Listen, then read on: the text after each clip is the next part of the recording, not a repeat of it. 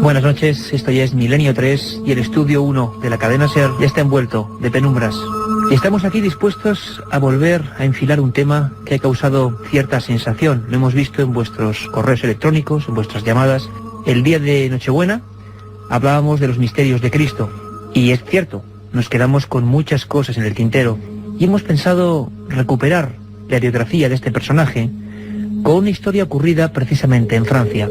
Este acontecimiento nos va a servir para seguir abordando los muchos enigmas que rodean a Jesús de Nazaret.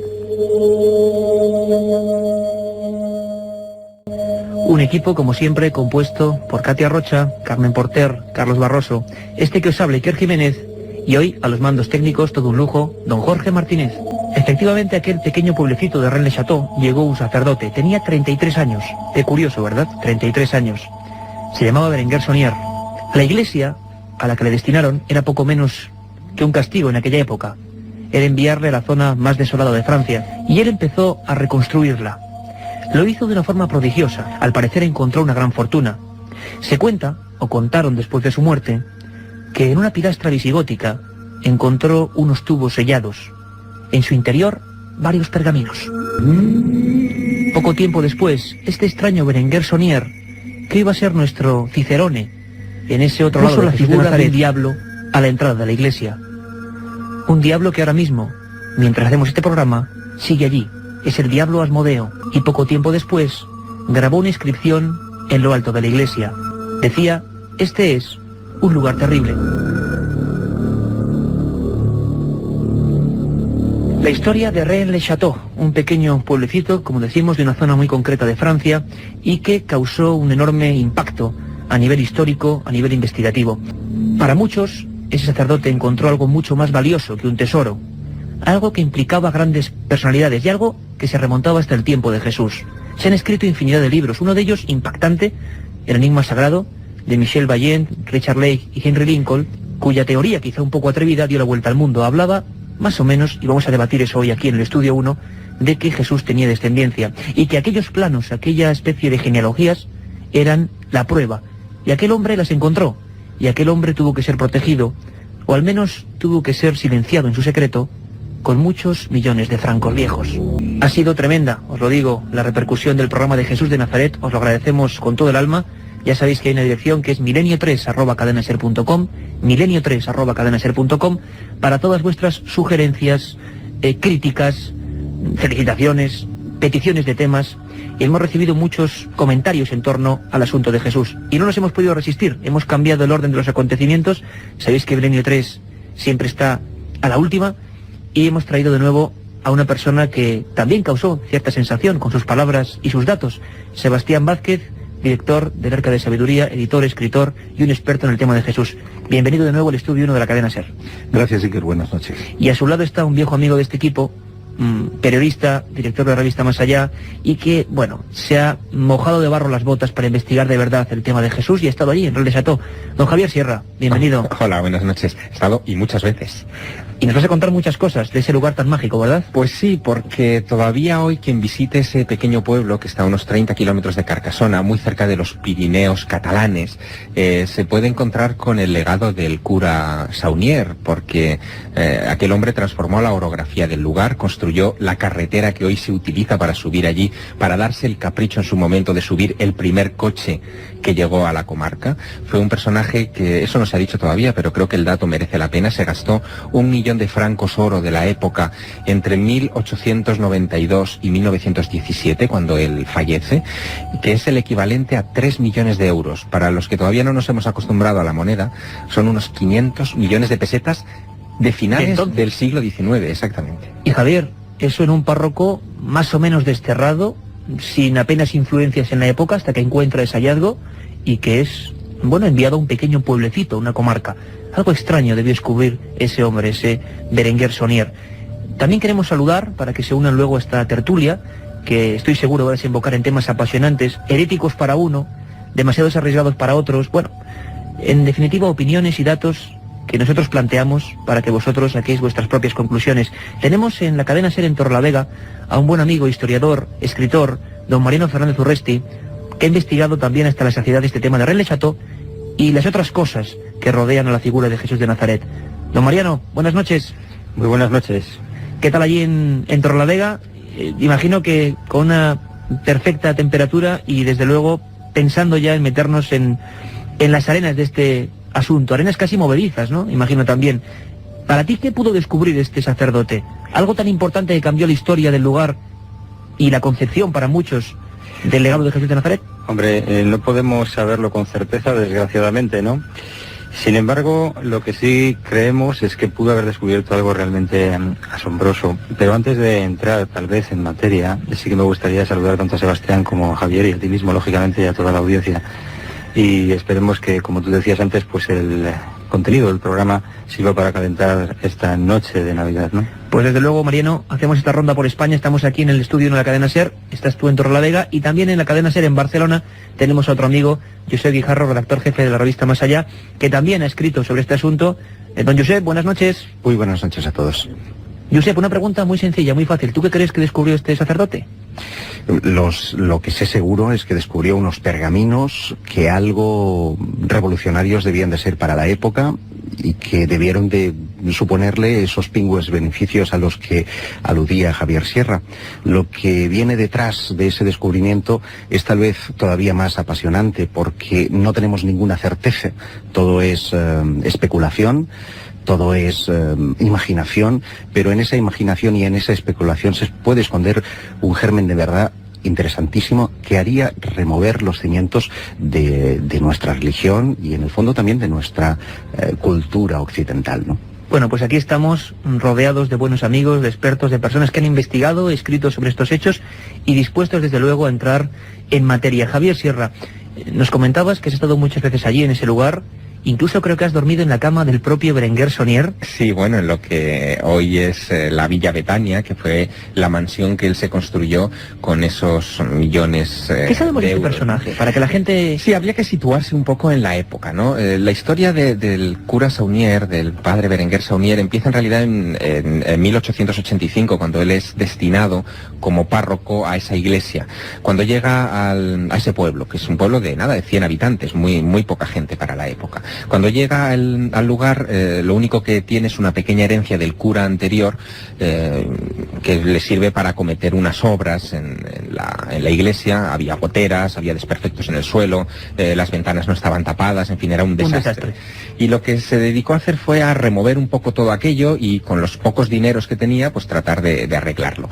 Fue al mover un pilar visigótico que servía de columna al altar mayor de la iglesia cuando descubrió que estaba hueco y que dentro había, como tú has comentado en la introducción, unos tubos de madera con unos documentos dentro. Él no sabe a qué se está enfrentando, se los presenta al obispo de Carcasona, que es el obispo de su diócesis, y el obispo, que también se siente impotente para descifrar aquello, que en realidad, fíjate Iker, en realidad son fragmentos en latín de un evangelio de Juan, en el que habla de la resurrección de Lázaro, es decir, algo aparentemente inocuo. Lo que ocurre que había una peculiaridad, y es que esos fragmentos del evangelio de Juan tenían algunas letras mayúsculas entre medio, caladas, o sea, por ejemplo, si pone, si tú imagínate la palabra enigma, pues que la G de enigma esté en mayúsculas, sin saber realmente por qué. La sensación que había y lo que nos ha llegado hasta ahora es que había ciertas claves, ¿no? Sí, que estaba cifrado, y se dedica, el obispo de Carcasona le sugiere que por favor se vaya a París, está durante mucho tiempo en París, para resolver allí el enigma de esos pergaminos. Regresa de París,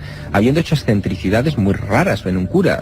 Se hizo unos retratos carísimos, compró la reproducción en el Louvre de unos cuadros que no venían a cuento, por ejemplo, Los pastores de la Arcadia, de Nicolas Poussin, que luego tiene que ver con el misterio, y regresa a Rennes-le-Château ya empezando a gastar mucho dinero. Empieza a recibir dinero, transferencias de todos los países prácticamente de Europa. Y además parece, ese obispo, Félix Arsène, le envía a París como si ese cura rural tuviera algo muy importante entre las manos. Se pasa 3 semanas y cuando vuelve es un hombre con conexiones tremendas. Así es. Con hombres muy poderosos alrededor, incluso se habla del archiduque Juan de Habsburgo. Algo tuvo que descubrir, ¿verdad? Os lo estáis imaginando todos. ¿Qué pudo ser y qué tiene que ver con Jesús de Nazaret? Pues en un momento vamos a intentar resolverlo aquí en Milenio 3. Y tenemos ya a Carmen Porter porque en este pequeño avance que siempre hacemos vamos a hablar, porque hay tantos programas especiales que incluso la audiencia está un poco despistada, en el buen sentido, están siguiendo el dial. Lo importante es que siempre estén con la cadena SER, pero Carmen, ¿qué programas importantes hay de aquí a estas últimas fechas navideñas? Buenas noches, Iker. Pues mira, mañana mismo, el 29 de diciembre, de 10 a 11 de la noche, tenemos un especial oyentes. Contestaremos a todas las preguntas que nos habéis dejado en el contestador, también los mails que nos habéis hecho llegar a milenio3@cadenaser.com, milenio3 con número @cadenaser.com, y abriremos los teléfonos para que podáis charlar con nosotros. ¿La primera vez que lo hacemos? Exactamente. ¿Cuál es el teléfono, voy a dar Carmen? el número 900-100-800. Es un número de teléfono gratuito. Ahí podéis llamar todos los que queráis. También recordaremos que el martes 31 de diciembre, Nochevieja, de 3 a 4 de la tarde, haremos un programa resumen con los mejores documentos que hemos emitido desde septiembre hasta ahora mismito en Milenio 3. Y no os perdáis el día 6 de enero un programa sobre un hecho espectacular relacionado con lo extraño y que después de 25 años sigue en el más absoluto secreto. Y que se me olvidaba decirte que entre todos los participantes de mañana sortearemos 10 libros de los Evangelios Apócrifos. Un tema que tanto interesa. Y que tiene mucho que ver con lo que esta noche están hablando nuestros invitados. Muchísimas gracias, Carmen Porter. Don Sebastián Vázquez, unos textos, aparentes claves, ¿qué demonios, y quizás no es adecuada esta palabra en esta expresión, pero qué tiene que ver esto con Jesús de Nazaret? Pues un poco lo que has comentado antes, la posible descendencia de Jesús de Nazaret. Mira, primero si hay que dejar un poco al margen para hablar de este hecho, la figura de Jesús concebida desde esta perspectiva de fe o de creencias. Pero si vamos a los evangelios canónicos, nos damos cuenta que salvo dos de ellos, que como el otro día hablábamos en el programa, hablan de su nacimiento, pero de su nacimiento desde la perspectiva de un divinizada, de un ser divino. El resto de los textos que tenemos es solamente su vida pública cuando él empieza a hacer su testimonio. Como decíamos el otro día, ahí hay un gran laguna de tiempo en la que no sabemos nada de Jesús, ni en los evangelios canónicos, ni tampoco en los apócrifos. Si nos situamos en esa época, en aquel lugar, lo normal, lo habitual, era que una persona estuviera casada y que tuviera hijos. Si atendemos un poco a lo que sabemos, hacia él empieza su testimonio a esa edad de 29, 30 años aproximadamente, en una familia judía, en aquel lugar, en aquel tiempo, en aquel momento, lo normal es que una persona estuviera casada y que tuviera hijos. La expectativa, hasta Jesús. Naturalmente, es decir, la expectativa de vida de una persona en aquella época no es la de ahora. En aquel momento tener 30 años era una edad ya mucho más adulta de lo que podía ser ahora. Y lo normal, lo absolutamente normal, es que fuera una persona casada y con hijos. Si vemos también el resto de personajes, por ejemplo los apóstoles, tampoco se cita que estuvieran ni casados ni que tuvieran hijos, lo cual es muy poco habitual. Y entonces, Sebastián, perdona, esos documentos que encuentra este sacerdote rural, ¿podían referirse a esa condición demasiado humana de Jesús? ¿Se sospecha eso? Bien, hay un hecho, es decir, en el año 325, en el Concilio de Nicea, es cuando se establece un hecho que cambia toda la estructura del cristianismo, que es cuando se decide que Jesús es divino. Y eso marca, ten en cuenta que han sido 3 siglos de debate sobre precisamente la figura de Jesús. Naturalmente, en el momento de divinizar esa figura, digamos que se decidió dejar aparte toda su condición humana. También hay un dato, hay esas últimas palabras que dice Jesús, se cuenta en la cruz a punto de morir, aquella famosa frase de: hijo, ahí está tu madre, madre, ahí tienes a tu hijo. ¿A quién se refería? Pero vuelvo a insistir, si nos ubicamos en la historia, en aquel tiempo, en aquellas circunstancias, en la religión judía, no hay que olvidar que él era judío, de familia judía. Lo extraño, lo absolutamente extraño, es que Jesús de Nazaret no estuviera casado y no tuviera hijos, salvo que durante todo ese tiempo él no hubiese estado allí. Claro, esto, si me permite, Iker, habría que aplicarlo a la historia de Rennes le Château de la siguiente manera. Si la hipótesis que apunta Sebastián es la correcta, es decir, que en esos documentos hubiera una línea dinástica o genealógica desde la época de Jesús hasta no se sabe cuándo se escondieron esos pergaminos exactamente, quizá el cura Saunier pudo haberse enriquecido utilizando esos documentos como extorsión o bien al Vaticano o bien a determinados clanes dentro de la Iglesia que no les interesaba que de repente una herejía así se extendiera. Es una de las hipótesis para explicar el misterio, no la única, como veremos seguramente a lo largo del programa. Un secreto en una que tampoco sabemos por qué estaba en esa pilastra visigótica de ese lugar tan concreto como Rennes le Chateau, y que ahora vamos a indagar. Lo curioso, Iker, es que además hay una tradición local muy anterior al abad Saunier, en toda esa zona, que habla de esto. Es decir, hay una tradición que dice, porque allí es toda esa zona del sur de Francia, sí, toda la zona del Languedoc está prácticamente dedicada a María Magdalena. Entonces, hay una tradición que arranca en Saint-Marie-sur-la-Mer, que es un pueblecito de la cornisa mediterránea, no demasiado lejana a Rennes-le-Château, donde se cree que allí fue a parar María Magdalena o encinta o ya con el niño hijo de Jesús, pequeño, ya recién nacido, donde acudiría después de la crucifixión de Jesús para refugiarse en el sur de Francia. Es una tradición, como digo, muy anterior a la Abad Saunier, herética, condenada y perseguida, pero que se extendió por toda aquella zona durante siglos. Precisamente ocurre en esa zona de la que estamos hablando, donde llega este misterioso párroco que monta un tremendo revuelo.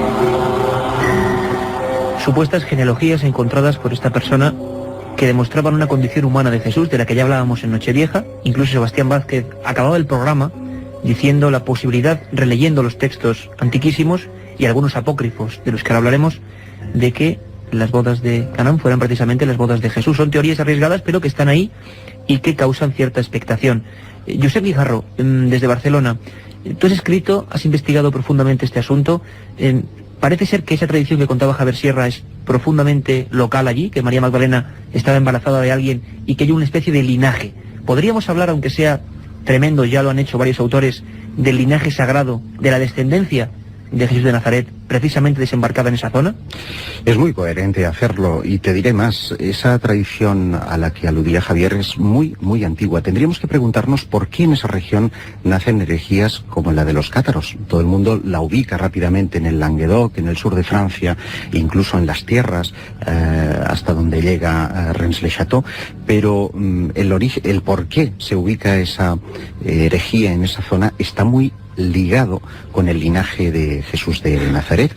Se ha dicho que los cátaros eran custodios del grial, pero hemos entendido casi siempre que ese grial era, pues bueno, una copa, era un objeto al que podían rendir culto, y quienes dieron el salto definitivo a concebir el grial como el linaje, como una genealogía de Jesús de Nazaret, fueron precisamente los cátaros. Pero no en sí los cátaros. La tradición, como bien decía Javier, es mucho más antigua. De hecho, nace de un curioso personaje, Maní, del que descendieron los llamados bogomilos. Estos bogomilos se asentaron en la Lombardía, en la Occitania, en toda esa zona, buscando precisamente al que llamaban Albión, que era algo así como un descendiente de Jesús de Nazaret, y estaban absolutamente convencidos de que ese rey judío se encontraba precisamente en esa localidad, en esa zona. Es posible que, por lo tanto, lo que encontrara ese cura en esos 3 baluastres de madera, en esas 3 genealogías,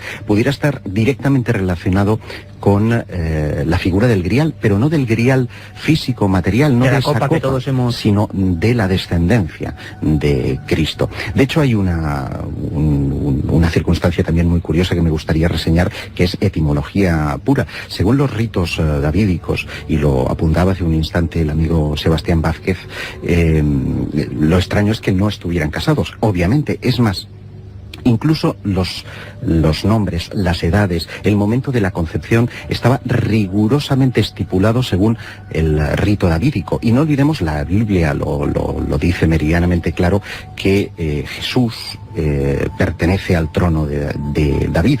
Y según esa tradición davídica, si Jesús era el Ictis, el Jesús, el Cristo, según el título greco-romano, el hermano de Jesús, porque también tuvo hermanos, ese Santiago, por esa misma etimología, era llamado José Ramateo. que pudo dar origen a ese José de Arimatea que viajó junto a María hasta las tierras occitanas.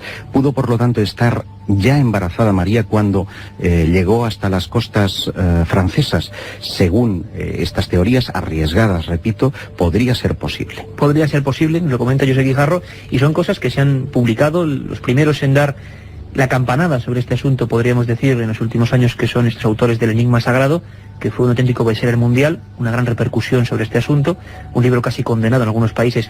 Mariano Fernández Urresti, historiador y que ha escrito además recientemente sobre estos asuntos, ha estado en Rennes Château también. Mariano, si pudieras hacernos una fotografía del lugar, ¿qué se siente ahora mismo? ¿Qué hay de ese pueblo? ¿Ese pueblo está, digamos, ligado a este misterio? ¿Se siente parte de él? Cuéntanos un poco. Bueno, yo creo que ese es uno de los lugares en los que los investigadores, los que estamos más o menos habituados a pisar el terreno del misterio, siempre sentimos que hay algo especial, y no es por lecturas mal digeridas, sino que creo que se palpa esa sensación de una manera clara.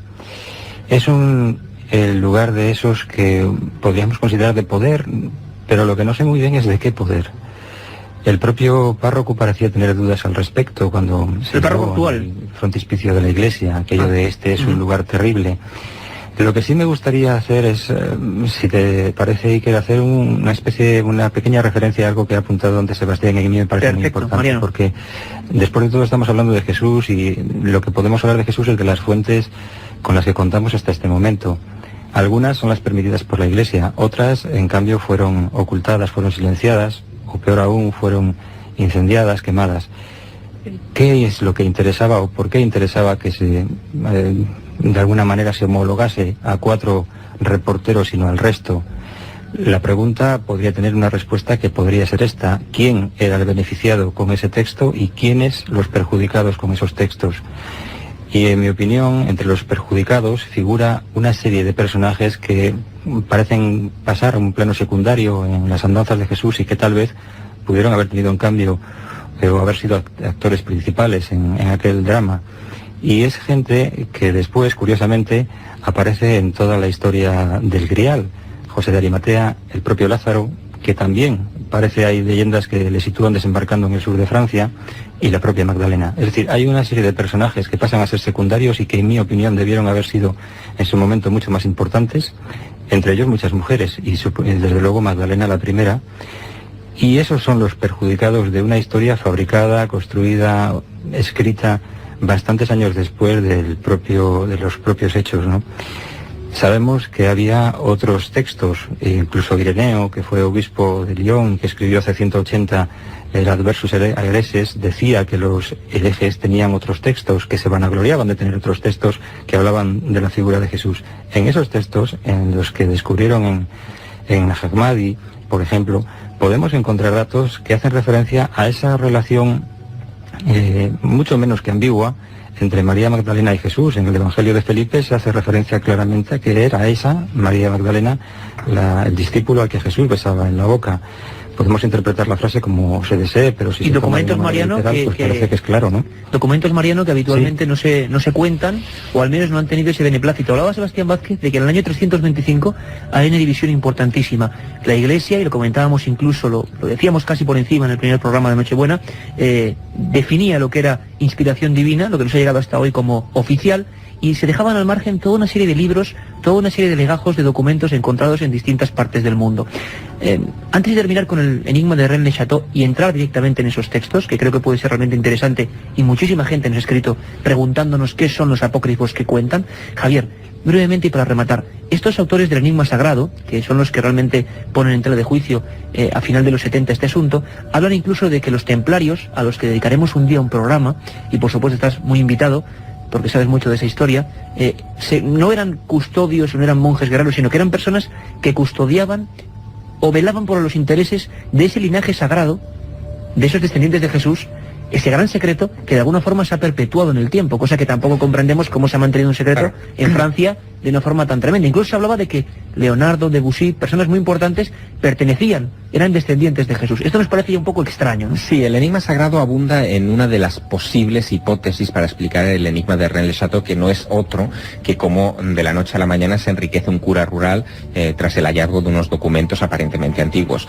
La hipótesis del enigma sagrado efectivamente abunda en la idea de que lo que descubrió el cura Saunier fueron unos documentos sensibles que preocuparon especialmente a una sociedad secreta llamada el Priorato de Sion, que conservaría, digamos, la documentación exacta de esa genealogía de Jesús desde la época de Jesús hasta la actualidad. Incluso la posibilidad de que hubiera una línea real, dinástica, una línea de nobleza entroncada con Jesús de Nazaret, que podría en su momento reclamar el trono de Francia. Es decir, imagínate esto lo que significa en un país donde se inventó la República, ¿no? Es algo realmente impactante. Bueno, pero esa es una de las hipótesis, es decir, que el cura Saunier pudo haber extorsionado a ciertas familias o ciertos clanes eclesiásticos y haber obtenido de ahí dinero su riqueza y de un tesoro físico que estaba en esa columna, claro, que también se pensó. Pero hay otras hipótesis, hay por lo menos otras dos hipótesis interesantes.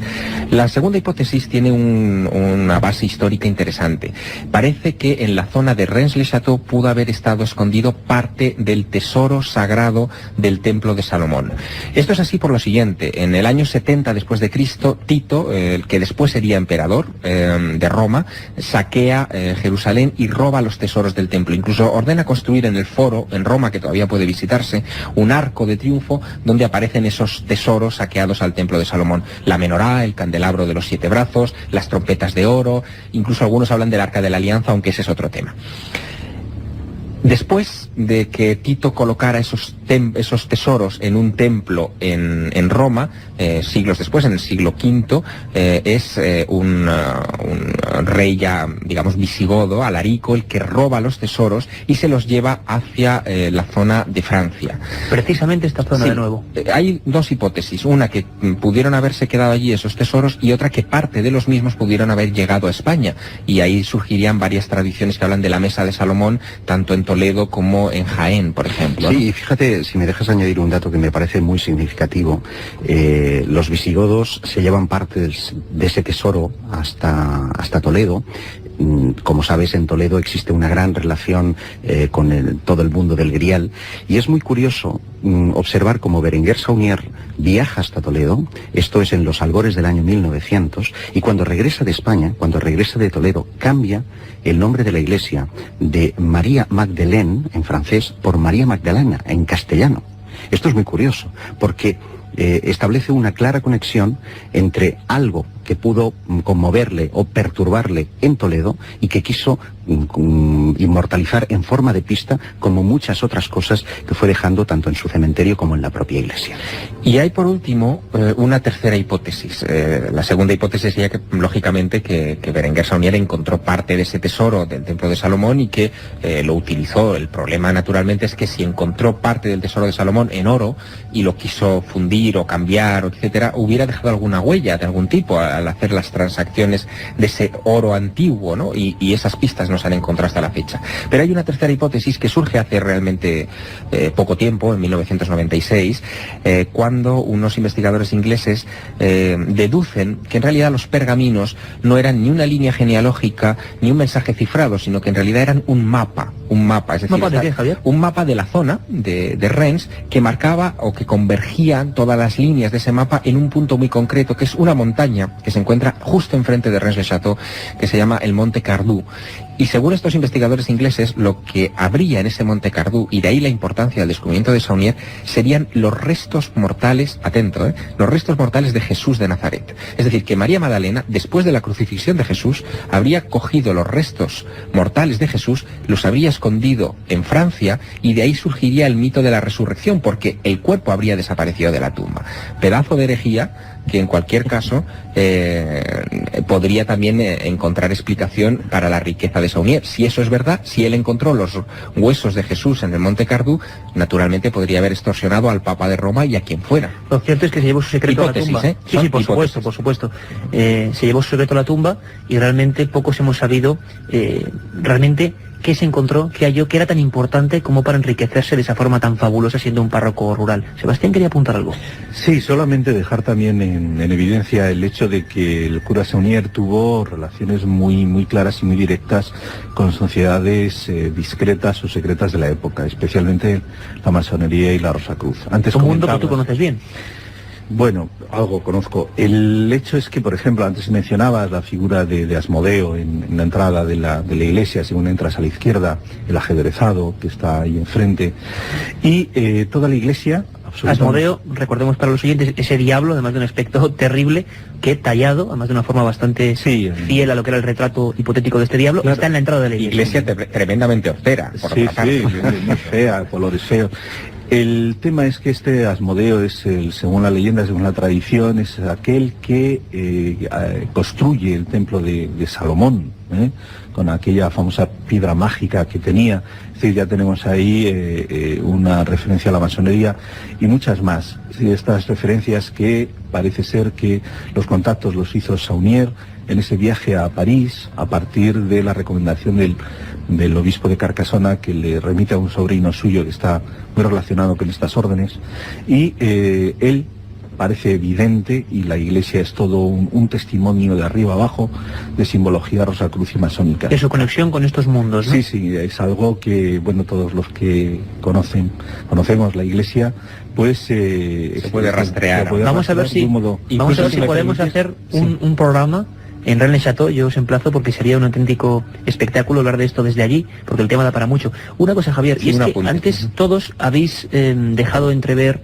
que en el fondo esta historia de este cura que se enriquece y que parece que extorsiona y que consigue grandísimas influencias es unos documentos, unos papeles que nos hablan de una naturaleza de Jesús distinta a la que nos hablan las Sagradas Escrituras.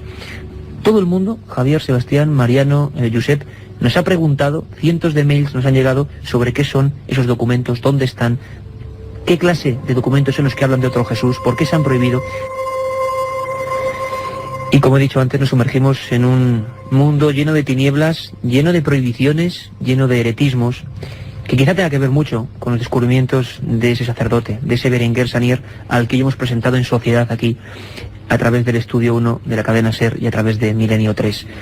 Todo el equipo, Katia Rocha, Carmen Porter, Carlos Barroso, este que os habla, Jorge Martínez y todos los que estamos aquí, nos hemos preguntado alguna vez si realmente hay otros documentos, otros textos que hablan de otro Jesús. Sobre eso se ha dado vueltas hasta la extenuación.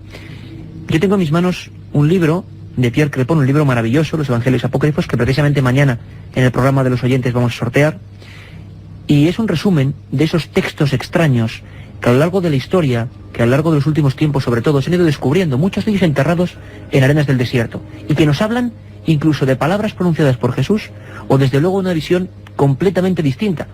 Hay algunos evangelios, como los evangelios de la infancia, siempre según su testimonio, escritos casi al tiempo, o algunos antes de los evangelios oficiales o canónicos, que nos hablan de un Jesús como un niño, en esos periodos oscuros que no se conoce nada de él, que tenía poderes difíciles de controlar, incluso poderes que a veces parecían maléficos respecto a sus semejantes. La típica imagen de un niño con una especie de fuerza sobrenatural que no sabe manejar. Mariano Fernández Urresti conoce muy bien estos evangelios. Mariano, hay algunos, personalmente a ti te impresiona más alguno que otro, es decir, hay evangelios apócrifos, documentos, hablabas tú de algunos hallados en el desierto egipcio de Nag Hammadi, que realmente nos hablan de otro Jesús completamente distinto. ¿Cómo es posible esto?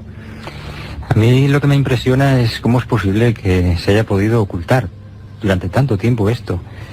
Lo que tal vez no se sepa es que el propio descubrimiento de los evangelios de Nag Hammadi pues fue, como casi todas las cosas, de una manera casual.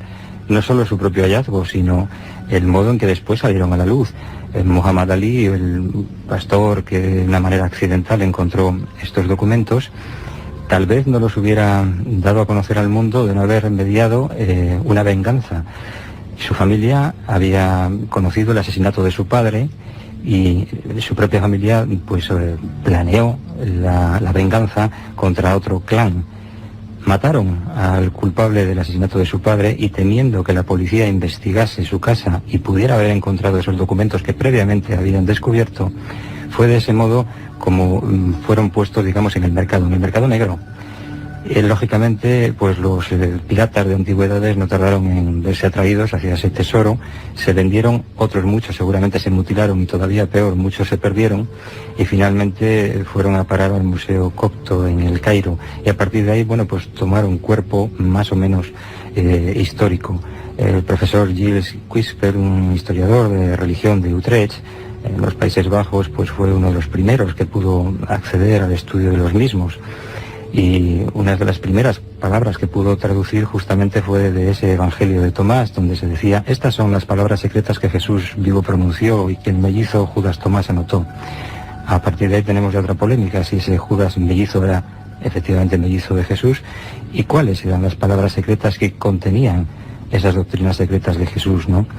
Estamos no solo ante una biografía oculta, sino tal vez, y lo que es mejor, ante una doctrina secreta. Buena palabra la que dice Mariano Fernández Urresti, que es biografía oculta de Jesús. Y desde luego temas, documentos que fueron considerados demasiado extraños para ser admitidos en el dogma de la Iglesia. En un momento vamos, como decíamos antes, a penetrar profundamente en lo que nos dicen.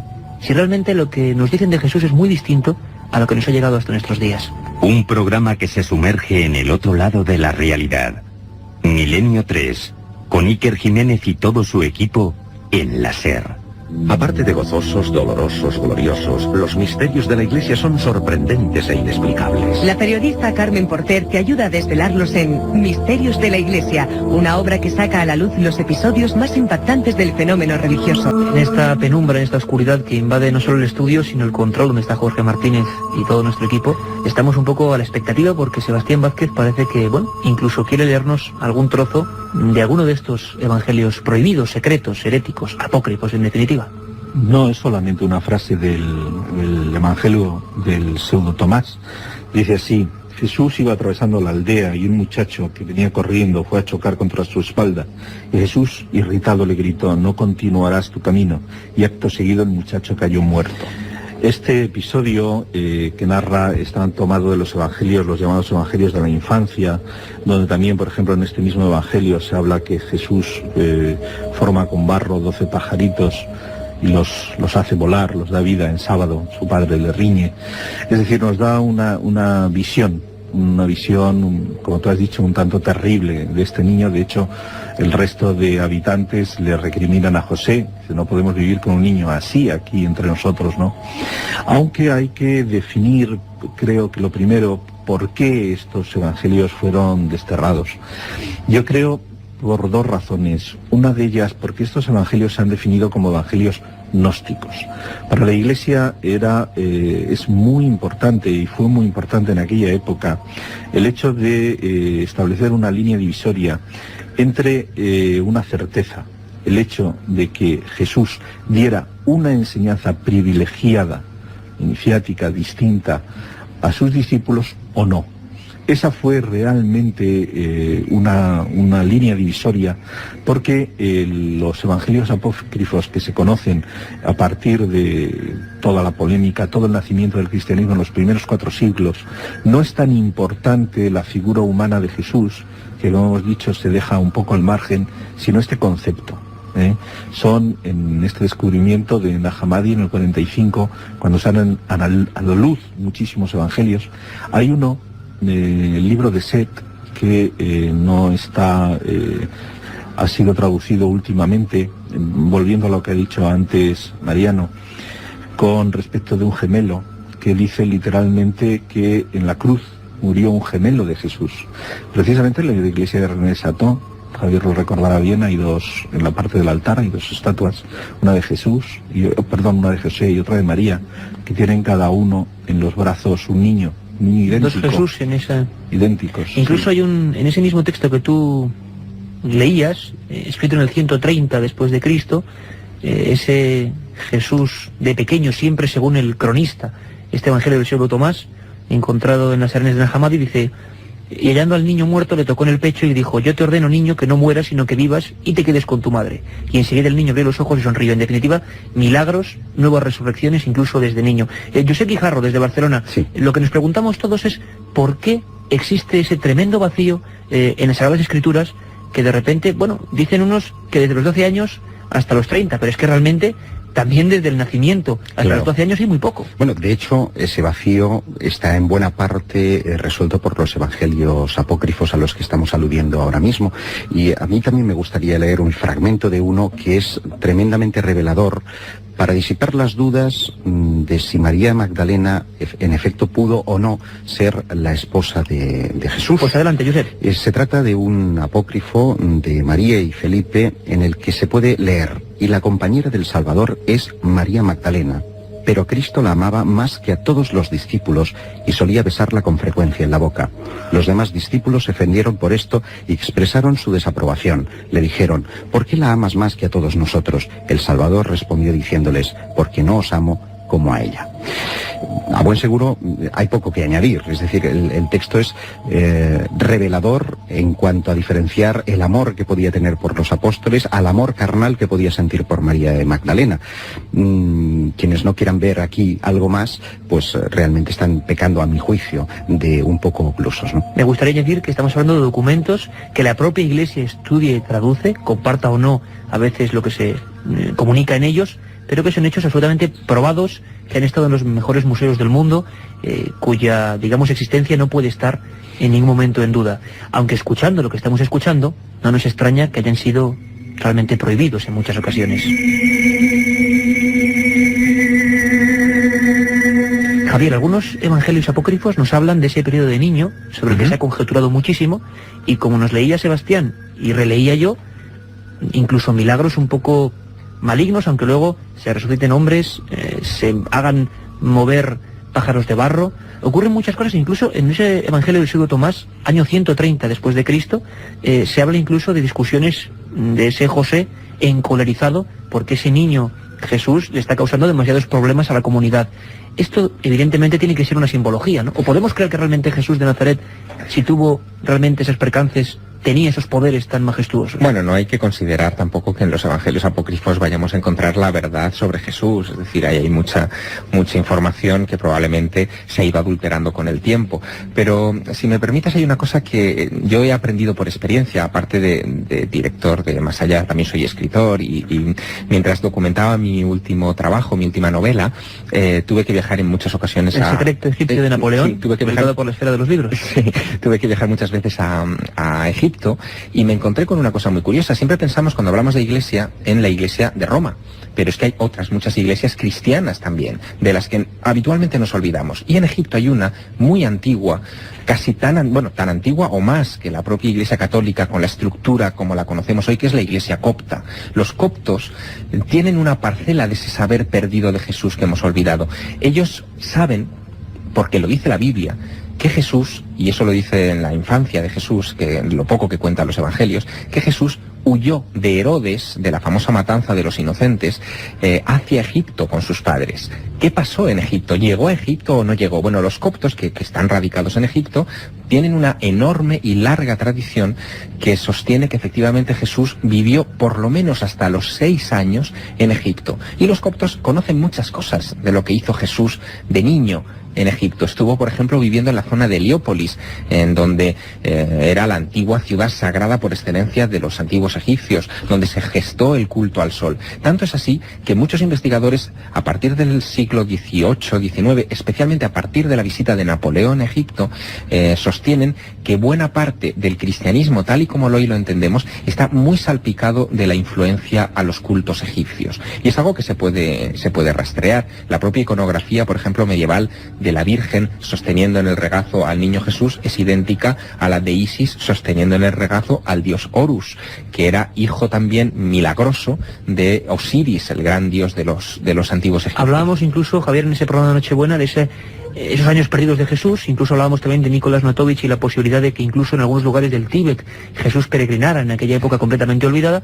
Sebastián, de todas formas, se abren un sinfín de posibilidades fascinantes en torno a ni más ni menos que 30 años de desconocimiento sobre la figura, que también es misterioso, que con su mensaje, quizá el mensaje es ya lo más importante, incluso que su categoría humana, ha trascendido y ha cambiado la humanidad. Medimos el tiempo incluso por la figura de este hombre surgido de un lugar pobre y conflictivo, podía haber miles como él, sin embargo algo tenía él para que realmente ahora mismo hagamos este programa y que el mundo se rija, o gran parte del mundo, en torno a su doctrina. Sebastián, ¿qué podían tener estos textos que pueden ser, bueno, quizá no se pueden tomar literalmente y que incluso pueden sonrojar por su ingenuidad algunos de ellos, pero ¿qué baremo se utilizó? ¿Se sabe qué baremo se utilizó para decir que uno era realmente inspiración divina y por qué se eliminaron otros? ¿Qué era de ofensivo en estos textos? No, en realidad no lo sabemos. Quería añadir solamente que estos textos que se encontraron en la Hamadí están escritos en su mayoría en copto, precisamente. No lo sabemos exactamente, sino lo que es cierto es que en los primeros siglos del cristianismo, sobre todo en Alejandría, donde justamente la tradición que antes se mencionaba, Magdalena parte hacia las zonas de Marsella desde Alejandría, es decir, esta tradición oral dice que Magdalena huye a Egipto primero, nuevamente a Alejandría, y que allí luego parte en barco hacia Francia. Pero volviendo a la pregunta, lo que quiero destacar es que el cristianismo, tal y como hoy lo conocemos, tiene muchas vicisitudes antes de formarse. Está, por ejemplo, la famosa herejía arriana, Están el foco del gnosticismo tan potente en aquella época, y digamos que la Iglesia, que lo que sí hace es que da unas claras lecciones de lo que es política, de lo que es un manejo de las situaciones. Lo que sí es que desarrolla inmediatamente unas líneas maestras de conducta, es decir, parte de unos principios. El primer principio que hoy todavía se mantiene es si Jesús es divino o no. Primer punto, es que eso que hoy, ya después de tantos siglos, ya es algo obvio dentro de lo que es la doctrina cristiana católica, en aquella época era un punto de debate gigantesco. Segundo punto, el hecho que antes he comentado, si efectivamente Jesús disponía y revelaba una doctrina secreta, oculta, diferente, distinta a sus discípulos, a sus gentes, o no la hacía. Por ejemplo, ese testimonio de los gnósticos es literalmente así, es decir, los gnósticos, la diferencia de lo que podemos definir como el cristianismo gnóstico es que Jesús a un grupo de discípulos seleccionado les puso al corriente de un conocimiento que no llegó al resto de las gentes. Un conocimiento superior, sin duda alguna. Sí, sí. Y del que nos quedan muchas dudas. Un conocimiento iniciático. Esto es importante. De ahí conectamos con esas órdenes que antes comentábamos. Claro. Se nos quedan muchísimas cosas en el tintero, desde luego. Yo quería despedir amablemente, además, por su colaboración, a Josep Guijarro y a Mariano Fernández Urresti en Torrelavega, Santander, y en Torrelavega, Cantabria, perdón, y en Barcelona. Y desde luego animarles a que sigan investigando para que nos cuenten ese tipo de cosas a veces tan impactantes. Gracias por haber estado con nosotros. Iker, si me permite solo 20 segundos para decir que las puertas del misterio tarde o temprano van a abrirse definitivamente ante los nuevos hallazgos en Rennes-le-Château, puesto que han aparecido 2 tumbas y los más especulativos hablan de que tal vez alguna de ellas pueda ser la de Pilatos y María Magdalena. Han aparecido 2 tumbas en Rennes-le-Château, casi nada. La última información de Josep Guijarro. Muchas gracias, compañero. Gracias, Mariano Fernández Urresti, y os esperamos muy pronto en nuevos programas sobre este tema que además sabemos que apasiona a nuestra audiencia. Javier, yo os pediría a los dos, como hice en la otra ocasión, una ronda de despedida muy breve, por favor, pero nos hemos dado cuenta que hay una infinidad, una increíble, una ingente cantidad de misterios. Si seleccionaríamos uno ahora mismo, del que quizá no hayamos hablado, y que podría ser motivo de un nuevo programa, ¿tú en qué te quedarías? ¿Con un misterio de Jesús que a ti particularmente, o de su entorno, o de los documentos, te llamen más la atención que otros ahora mismo, a día de hoy? Si tuviera que elegir uno, yo quizá me quedaría con el de la línea genealógica de Jesús, que es una de las grandes contradicciones de los evangelios. Unos hablan de la casa de David, pero otros no lo sitúan tan claramente vinculado a la casa de David. Me gustaría profundizar más en eso, de dónde viene Jesús y si fue un líder religioso o simplemente un líder revolucionario. Algunos incluso lo llamarían terrorista.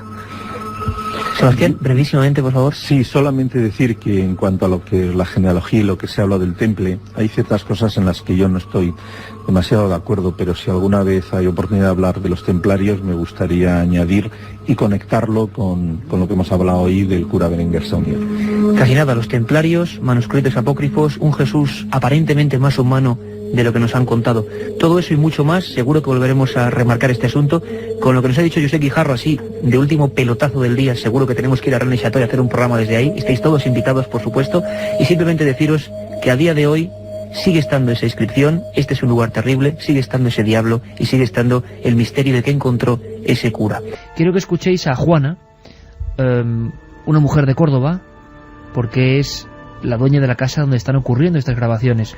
Una ya he dicho que a mí me impresionaba, que investigaremos para saber si tiene explicación natural, ante todo un mensaje de tranquilidad, que parecía una figura que se agazapaba debajo de un escritorio, de un estudio. Esta es Juana, que nos cuenta un poco cómo empezaba su familia entera a darse cuenta de que algo que tiene que ver con los niños, y ahí no hay niños pequeños, se hacía sentir en la casa. Y empezaban ellas a escuchar cómo la llamaban, a mi hija, la llamaban por su nombre, eran otros niños, ellas escuchaban voces de niños. Entonces venían a mi casa y decían, mamá, que estamos jugando en el portal y estamos escuchando niños como nos llaman. Ellas miraban, no había nadie y siempre escuchaban cómo la llamaban. Sus dos hijas ya mayores escuchan, sienten la presencia de niños y parece que las voces de algo que parecen niños se han grabado y ellas han tenido la deferencia primero de hacer muchísimas grabaciones. La inmensa mayoría yo creo que son sonidos que se pueden explicar. Ellas no dan una interpretación de muchos de ellos, sino que simplemente dicen qué puede ser. Y esa pedida de auxilio, que a veces es complicada, porque en esas pedidas de auxilio y en esa angustia que puede sufrir una familia que cree que está viviendo algo extraño, pues a veces se cruzan personajes más o menos de mala catadura o que tienen siempre el remedio mágico, que no hay que hacer mucho caso. Todo puede ser más complicado o más sencillo. No sabemos si tendrá una explicación o no, cuidado, lo dejo claro. Lo que sí sabemos es como aquella famosa de Sinesio Darnell, año 76, ¿y yo qué hago aquí?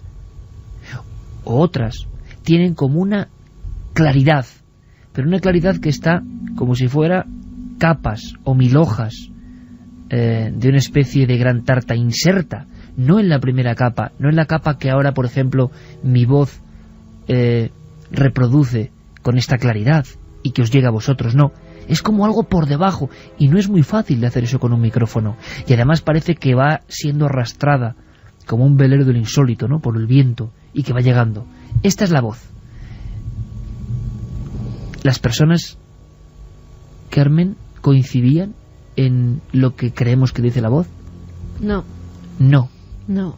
La gente que está escribiendo, que además muchísimas gracias porque nos están inundando los buzones, oyen cosas muy parecidas, pero hay como 3 que se repiten bastante. Y lo que podemos decir, lo que la familia cree que dice es... Vamos a escucarla, Iker, para que la gente la oiga de nuevo y después decimos lo que cree la familia que se oye. Escuchamos.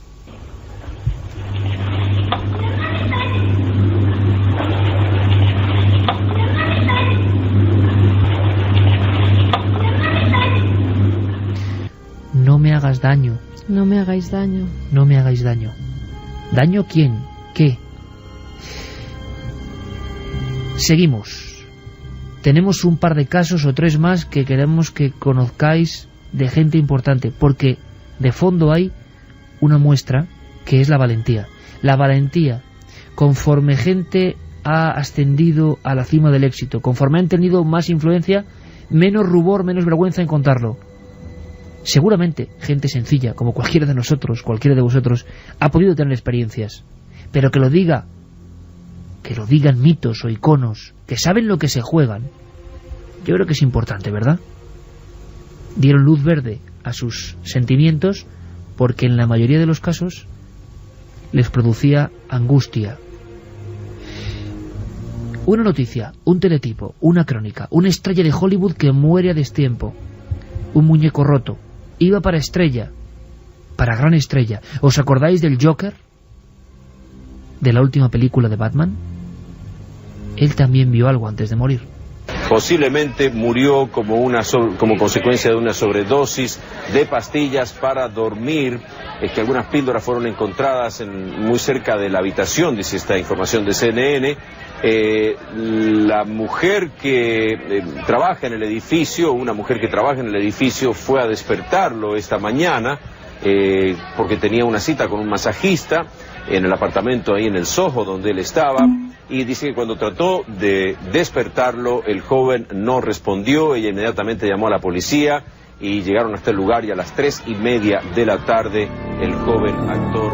Crónica de una defunción, una de tantas estrellas que parece que no saben asimilar el enorme impacto de su trabajo, y el personaje histriónico, estrambótico del Joker le había encumbrado a Heath Ledger.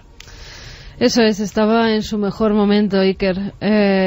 Este hombre, muy joven cuando muere, a los 28 años es cuando pierde la vida. Oíamos esa noticia emitida el 22 de enero del año 2008, que además todo Hollywood quedó muy impresionado porque fue por una serie de pastillas que él tomaba para el insomnio. Al parecer no podía dormir por las noches, había algo que rondaba por su cabeza que no le dejaba conciliar el sueño. Este chico había tenido gran éxito con otras películas como Monster Ball o Black Mountain, en la que hacía de un homosexual, tenía el cariño de todo Hollywood, pero como bien decías, ese último papel, el de Joker, que ni siquiera vio cómo se estrenaba, ni siquiera llegó para ver ese papel estelar que había hecho, pues le había encumbrado a la fama. Heather tenía una vida feliz, aunque complicada. Había tenido una novia, Michelle Williams, con la que había tenido una hija, Matilda Rose. Se habían separado, parecía que sus caracteres no conciliaban uno con otro, se llevaban muy mal, tenían fuertes discusiones, hasta que pierde la vida. Otra vez, Carmen, el efecto ese de una pareja que se lleva mal, que hay tensión, que saltan chispas, y en ese entorno de tensión psíquica es cuando pasan algunas cosas. Sí, pasan algunas cosas, en este caso, después. Porque fíjate, a nivel mundial se queda una imagen porque en cuanto la policía se entera, dan una llamada, el masajista, incluso, fíjate, antes de llamar a la policía, llama a la que entonces tenía una relación amorosa con él, Mary-Kate Olsen, las hermanas Olsen, esas mellizas que aparecían en muchas series, pequeñitas, rubitas. Bueno, pues la llaman a ella y ella es la que manda a gente de su seguridad para que comprueben si está muerto. Inmediatamente después llaman a la policía. El cuerpo parece que ya no reacciona a los diversos masajes cardíacos que le hacen, encuentran pastillas alrededor de su cama y enseguida la puerta se llena de paparazzis, de fotógrafos, de cadenas de televisión que ven como en una camilla sale una bolsa negra con el cuerpo del actor.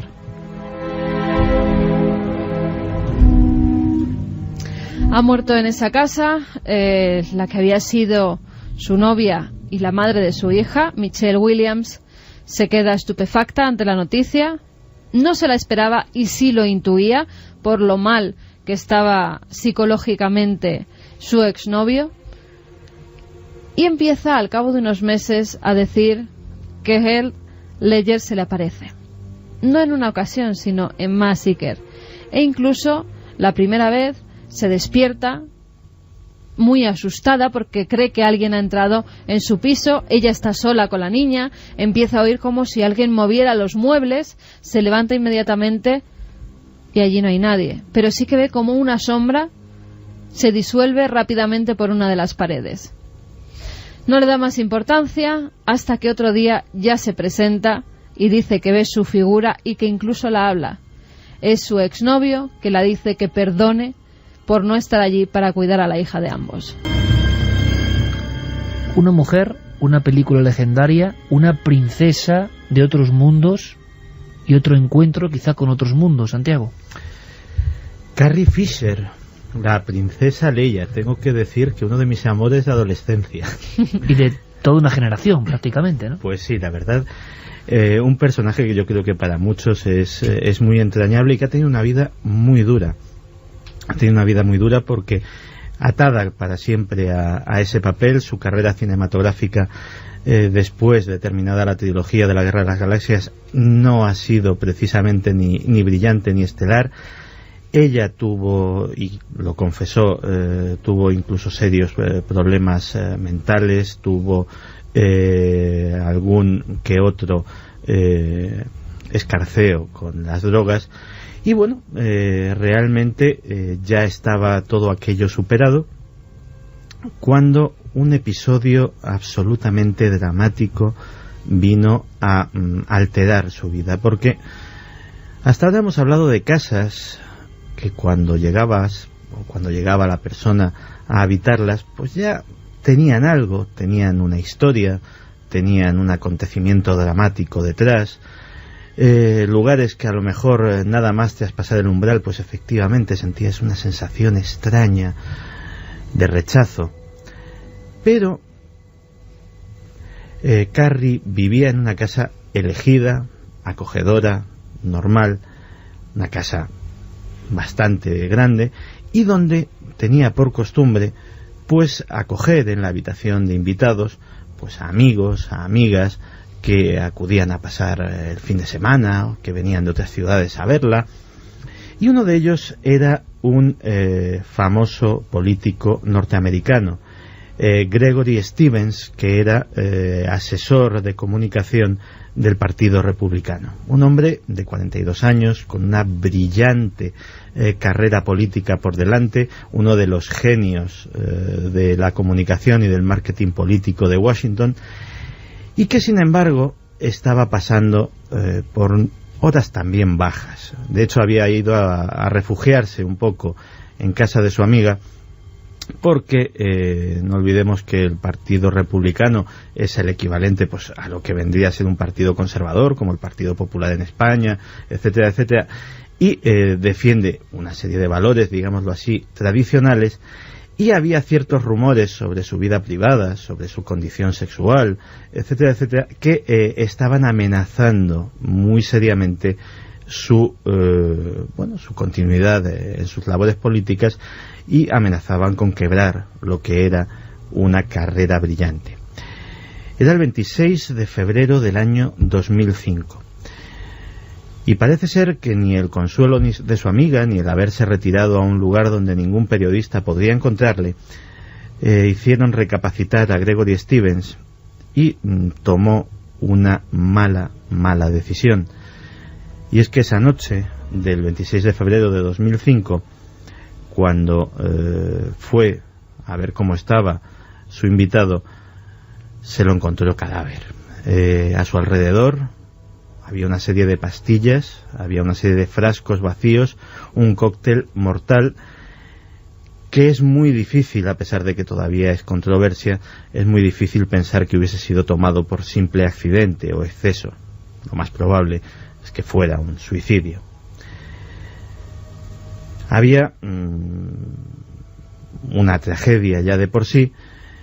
La mente de Carrie Fisher no era precisamente la más equilibrada del mundo, pero cuando empezaron a suceder cosas en las semanas siguientes en la casa, cuando las luces empezaron a apagarse y a encenderse solas sin que nadie las accionase, cuando los grifos, más difíciles que el simple contacto eléctrico, aparecían soltando agua a toda presión sin que nadie hubiese pasado por allí, cuando comenzó a oírse ruido de pasos en el piso superior, Carrie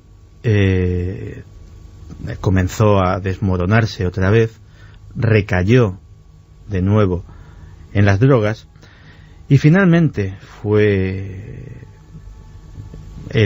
a sincerarse con la opinión pública, el hacer pública no solamente su condición de toxicómana, sino el hacer pública las terribles circunstancias que le habían hecho recaer, pues lo que le han hecho de alguna manera superar este hecho. Pero desde luego, a veces no hace falta mudarse a una casa que tenga una historia. A veces la historia sucede mientras estás viviendo en ella. Podría ser alguna interferencia de la base de Kirkland, pero lo dudo. A ver si lo recibe el sistema de seguimiento. Willy, vuelve a conectarte y dame el descentrado. ¿La estamos grabando? Desde el primer momento. Gracias, Elmer. No es interferencia de Kirkland. ¿Y la base de White Sands? ¿En esta frecuencia? No. A ver los satélites de defensa. ¿Qué tal el espionaje esta noche, muchachos? Vamos. Hace casi 15 años otra película que pone en el firmamento de los astros de Hollywood a un muchacho bien parecido llamado Matthew McConaughey. Ha sido de las revistas, del esplendor de ser una estrella del séptimo arte, pero él también tiene una historia. Y como todos los protagonistas, y hay varias hilazones, el tipo de fenómenos, los traumas, bien sean conyugales, por la pérdida de un ser querido, por un suicidio o por la casa, y el tipo de fenómeno que estamos viendo que llega a agredir, como en el caso de Belinda Carlisle, a la persona, todo tiene una especie de patrón fijo. En los últimos 8 o 9 años, muchas estrellas han roto su silencio y lo han contado. Y Matthew fue casi uno de los últimos en incorporarse a la lista. Matthew es un actor tejano que nace en 1969 en una familia normal. Su madre era profesora, su padre jugador de fútbol americano. Él estudia cine en la Universidad de Austin, en Texas, y también hace sus pinitos como modelo. Ha trabajado luego en películas muy conocidas como Contact, escuchábamos el corte ahora mismo, también Amistad de Steven Spielberg, Tropic Thunder o Sáhara, donde conoció a la actriz española Penélope Cruz, con la que luego tuvo una relación. Pues bien, compra una casa en Los Ángeles y está esperando que lleguen los camiones de mudanzas para traerle todos los muebles que tenía en su antigua vivienda. Él decide esperar esa noche junto a su perro, coge una pequeña tienda de campaña, un saco de dormir, su perro que siempre le acompañaba, y decide pasar la noche en su nueva vivienda. Se duerme tranquilamente hasta que su perro le despierta. Grandes aullidos, grandes alaridos. Parecía que el perro estaba asustado, incluso que quería protegerle. Iba al saco de dormir donde estaba, se tumbaba encima de él y salía corriendo otra vez al pasillo para ladrar fuertemente. Ya un poco mosqueado por lo que podía ver, o por si había entrado alguien en esa vivienda, que hasta que no había llegado él esa noche pues no tenía habitantes, decide salir al pasillo. Y decide salir con un bate de béisbol, por si acaso algún ladrón había entrado. Y cuando sale se encuentra con algo que no esperaba Iker. Empieza a ver una especie de neblina azul que parece que hace una figura. Incluso él identifica una mujer anciana. Se queda estupefacto. El perro sale corriendo y él detrás. Y esa figura se desvanece. No sería la única vez que ve a la que desde entonces llamó Madame Blue. En otra ocasión, cuando ya la casa estaba amueblada, cuando ya vivía él allí, al pasar al lado de una mesa de cristal, escucha un fuerte golpe. ¡Pam! Y entonces ve cómo se materializa una moneda antigua, una moneda que ya no estaba en uso. De repente Madame Blue aparece otra vez. Esa neblina azul al lado de él. Dice que no es un ser malo, que es un ser que le acompaña, que es una dama que vivió en otra época y que no le hace ningún daño. Ambos conviven perfectamente. Se podría decir, Santiago, que hasta los tipos más duros y reconocidos del mundo del cine, incluso casi los actores que combinan la interpretación de aquella manera con las artes, pero las marciales, se han encontrado y han hecho público su encuentro con lo extraordinario. El caso de, ni más ni menos, Jean-Claude Van Damme. Pues sí, Jean-Claude Van Damme, yo creo que junto a Stallone, Schwarzenegger, Steven Seagal, Bruce Willis, sería uno de los hombres duros del Hollywood de las últimas décadas.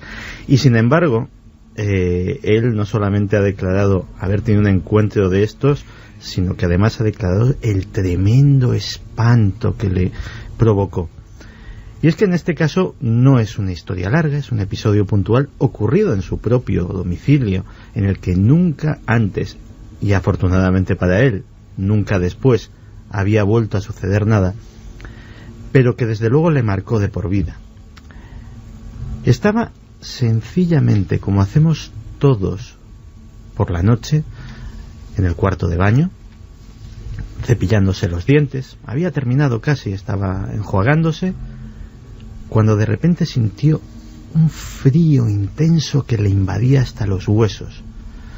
Lo primero que pensó, lógicamente, era que se estaba poniendo enfermo, tal vez un catarro, algún tipo de virus,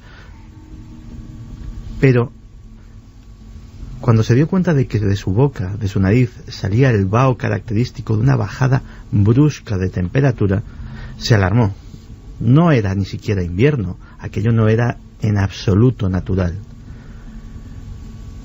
Miró al espejo, vio su propio rostro descompuesto, pero vio algo más. Detrás de él había algo. Fijó la vista y era algo blancuzco, azulado, neblinoso.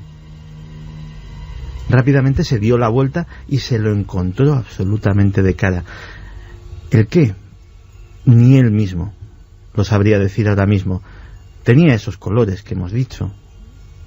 No era humo, pero tampoco era niebla. Tampoco era luz, pero emitía un resplandor. Era algo que no era de este mundo. Y este hombre, que ha repartido mamporros de todos los tipos en sus películas, la única opción que tuvo ante aquello fue salir corriendo, y tardó tiempo en volver a su casa, y desde luego tardó tiempo en volver a lavarse los dientes delante de aquel espejo. Y desde luego lo que declaró a la prensa a raíz de ese incidente es que desde ese momento creo firmemente en los fantasmas.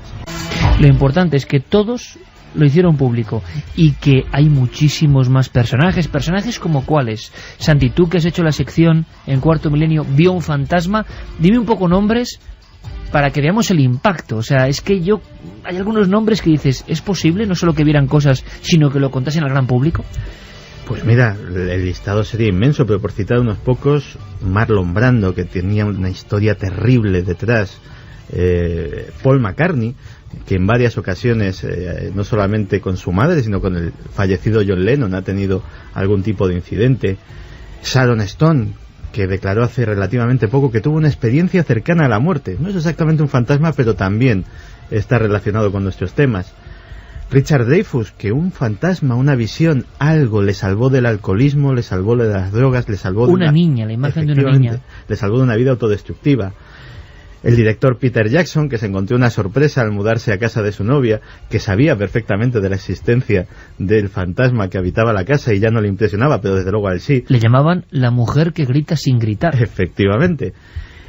La actriz Neve Campbell, la famosa estrella de la serie de Scream, que protagonizó su propia película de terror en su propia casa. La escritora Barbara Cartland, que aparte de hacer novelas románticas, pues tuvo una infancia en una mansión inglesa que también tenía su fantasma, que luego el cadáver fue encontrado bajo el entarimado, una mujer rubia de larga cabellera que ella la había visto en varias ocasiones.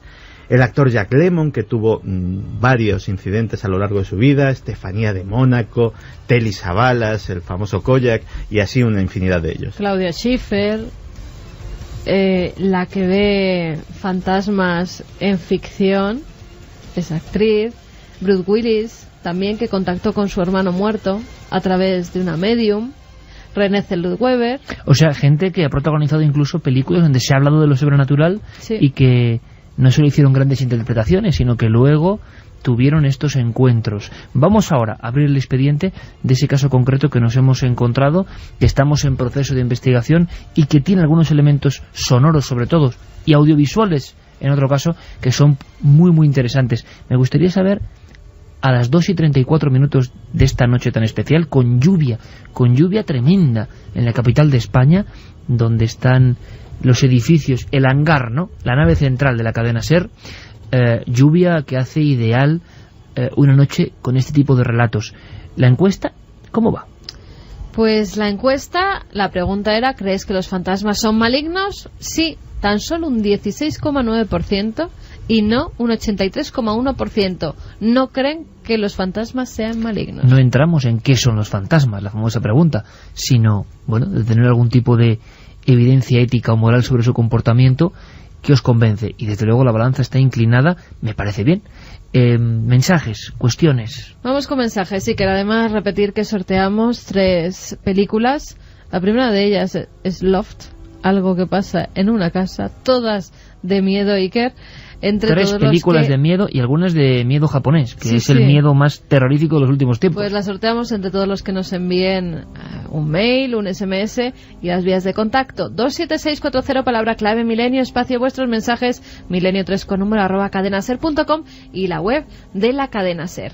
María nos decía, yo creo que los fantasmas están ahí porque tienen algo pendiente que hacer y depende si son buenos o malos, depende de las acciones que tienen que terminar.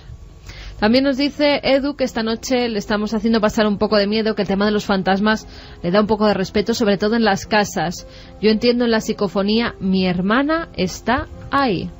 María del Carmen nos dice que hace años le llamó al oído la voz de una mujer 3 veces. Yo ya estaba en la cama, noté el aire al hablar, me asusté, me senté en la cama y dormí esa noche con la luz encendida. Miguel nos dice que eso que le pasó a esa actriz Belinda también le pasó a él en octubre de 2007 en una casa rural de Galicia, en Vicedo. Según me acosté y apagué la luz, noté cómo me sujetaban los brazos y las piernas y me intentaban asfixiar. Y por la luz que entraba por la ventana pude ver que realmente estaba solo. No podía gritar ni moverme y pensé que me iba a morir. Fue tan angustioso que al día siguiente les dije a mis amigos que no aguantaba allí ni un día más y regresamos a Madrid.